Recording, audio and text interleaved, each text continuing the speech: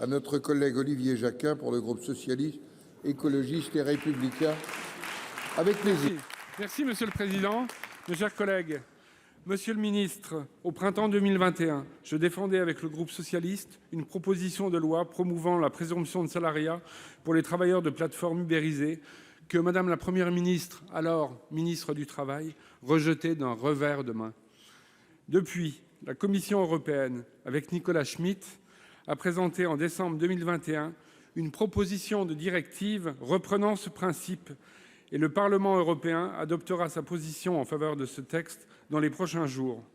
Dans le même temps, vous ne parvenez pas, et c'est heureux, à convaincre les gouvernements de venir sur vos positions, comme en atteste l'isolement de la France au sein du Conseil des ministres de l'Union européenne.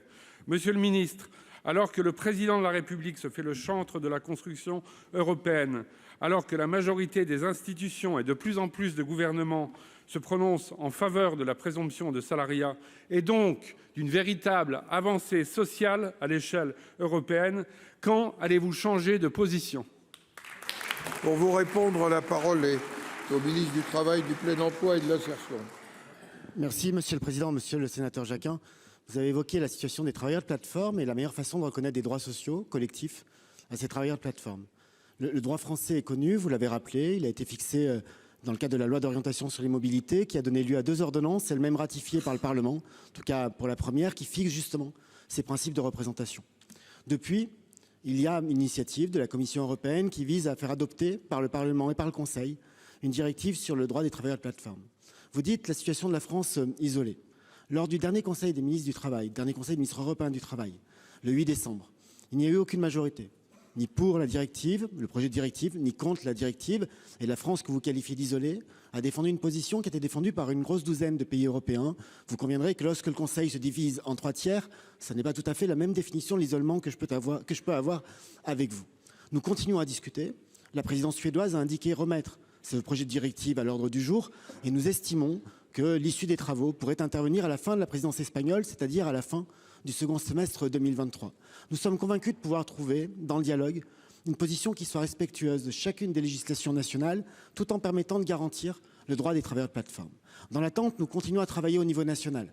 À la fin du mois d'octobre, j'ai installé les premiers groupes de travail à la suite des élections visant à désigner les représentants tant des plateformes que des salariés, que des travailleurs de plateforme. Ce dialogue est fécond puisque dans quelques minutes, avec Clément Beaune, ministre délégué au transport, nous rejoindrons les locaux de l'autorité de régulation pour assister avec les représentants des chauffeurs, avec les représentants des plateformes, à la signature du premier accord social en matière de travail des plateformes. Et cet accord porte sur quoi? Il porte sur le tarif minimum des courses, avec un accord soutenu par les représentants de 70% des chauffeurs.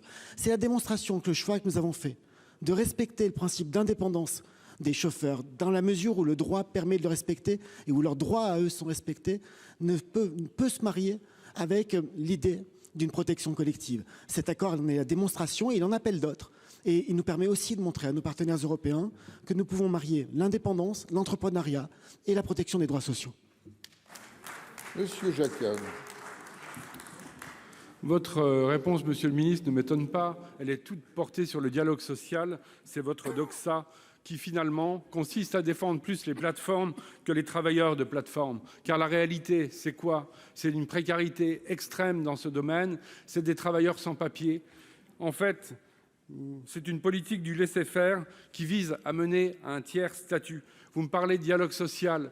Et la réalité, c'est que les élections professionnelles que vous avez organisées n'ont connu qu'un très très faible succès, avec seulement quelques pourcents de participation des chauffeurs et des livreurs. Et l'accord de ce matin, peut-être 70% des associations et représentants, mais 4 organisations sur 7, et les 2 syndicats n'ont pas souhaité le signer car on n'évoque pas le revenu minimum. Bref, réforme des retraites, réforme de l'assurance des chômages ou ubérisation, votre gouvernement est véritablement celui de la régression sociale en France et en Europe.